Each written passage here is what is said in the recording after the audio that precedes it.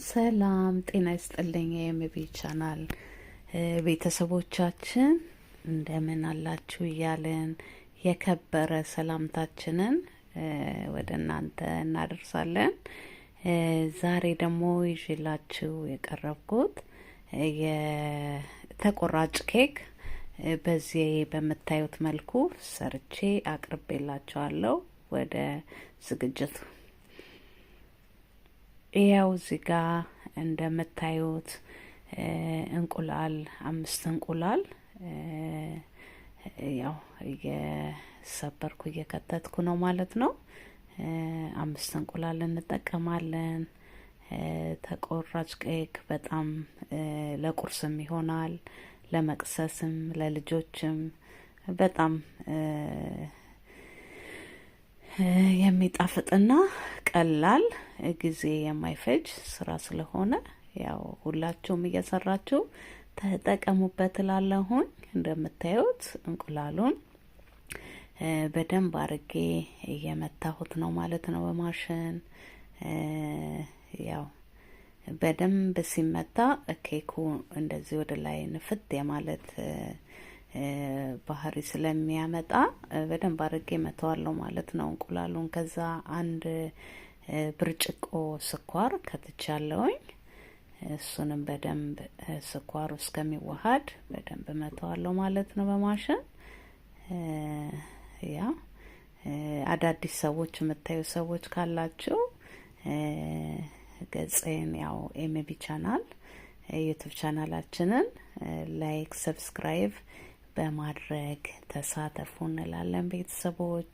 ከዛም እንደምታዩት 3 ብርጭቆ ዱቄት ፍርኖ ዱቄት ከትቼ አሁንም በደንብ አርጌ አዋህደዋለሁ ማለት ነው ቤተሰቦች።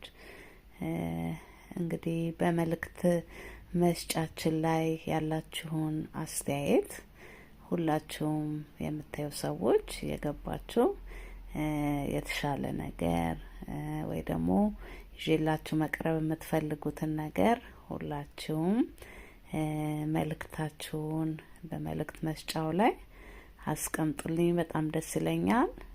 አስተያየትም ሁሉንም ኮሜንትም ሁሉን ነገር እቀበላለሁ ማለት ነው። ያው እንደምታዩት ፍርኖ ዱቄቱን ጨምሬያለሁኝ። በደንብ አርጌ ያዋሃድኩት ነው ማለት ነው። ላይክ ሰብስክራይብ እንዳትረሱ። ይሄ የጀመርኩበት እቃ ይበቃኛል በማለት ነበረ የጀመርኩት፣ ግን ትንሽ ያው ስለሞላብኝ ትንሽ ወደ እየፈሰሰብኝ ነው ማለት ነው። እስከሚዋሃድ ያው ትንሽ ሰፋ ያለ እቃ በአጋጣሚም ብንጠቀም ጥሩ ነው ብዬ እመክራለሁኝ። እዚህ ጋር ለአንድ ብርጭቆ ትንሽ የቀረው ወተት ጨምሬያለሁኝ። ያ በጣም ሳይሞላ አንድ ብርጭቆ ወተት እንከታለን። አሁን እሱንም እንደዚህ አድርገን እናዋህዳለን።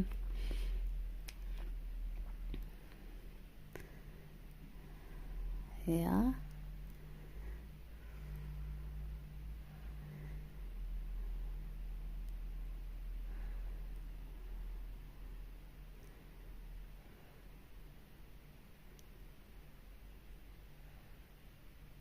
ከጀመርኩት በኋላ ያው ሌላ እቃ አላነካካም ብዬ ነው። ግን ይሄው እንደምታዩት ዱቄቱ ከገባ በኋላ ጥሩ ሆኖልኛል። ግን ዱቄቱን ሲጨምር ትንሽ ያው ወደ ውጭ ፈሶብኛል ማለት ነው።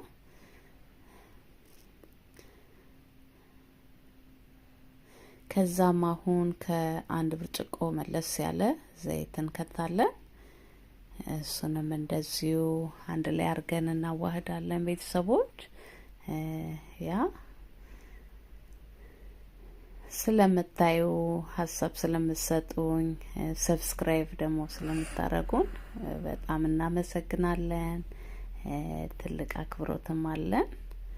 ቴንኪዩ ብለናል።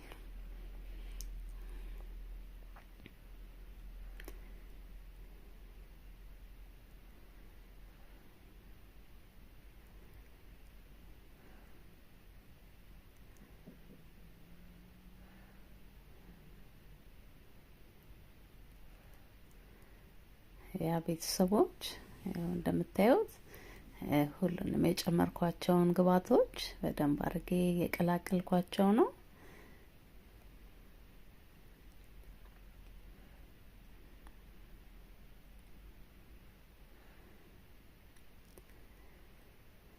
ያ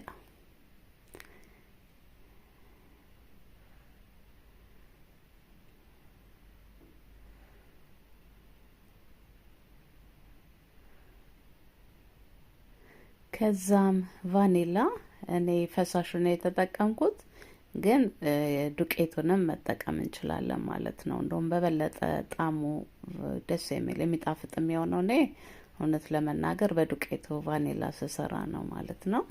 ሪኮመንድ ያ ቫኒላውን ከትቼ አሁንም እሱንም እንደዚሁ ቀላቅላለሁ። ከዛ የሚቀረኝ ፔኪንግ ፓውደር ነው። ፔኪንግ ፓውደር 2 ማንኪያ ተጠቅሜ ያለው ቤተሰቦች፣ እሱንም እንደዚሁ አዋህዳለሁ።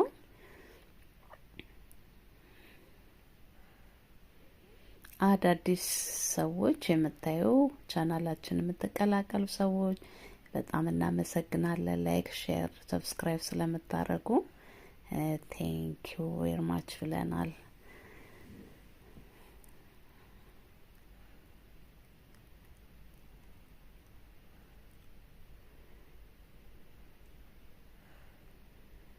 አሁን በዚህ መልኩ ጨርሻለሁ አዋህጄ። ከዛም ኦቨኑን አስቀድሜ በ175 ዲግሪ ሴንቲግሬድ በታችኛው ሙቀት አግየዋለሁኝ። ከዛም አንድ ከ40 እስከ 50 ደቂቃ ይፈጅብናል ለመብሰል። ያው እያየን መብሰሉን ውስጡን በስቲክኔ በሳ እያረግን አንድ ከ40 ደቂቃ በኋላ ባለው ሰዓት ውስጥ ቼክ አድርገን መብሰሉን እናያለን ማለት ነው። ያው ከላይ ብራውን ሲሆን ውስጡ ደግሞ ነክተን ያው ከመብሰሉን ስናረጋግጥ እናወጣዋለን ማለት ነው። ያው በአጠቃላይ ከ40 እስከ 50 ደቂቃ በ175 ዲግሪ ሴንቲግሬድ በታችኛው የሙቀት መጠን ማብሰል እንችላለን ማለት ነው። እዚህ ጋር እንደምታዩት ወረቀቱን ከስር ለማድረግ ያው በልኩ ለመቁረጥ ያው የተጠቀምኩትን ዘዴ አይታችሁታል፣ ተጠቀሙበት። ወይም ደግሞ ወረቀቱ የሌለን ሰዎች ቅቤ፣ የገበታ ቅቤ ቀብተን ትንሽ የፍርኖ ዱቄት እንዲነስነስ አድርገን በሱም መጠቀም እንችላለን፣ እንዳይዝብን ማለት ነው።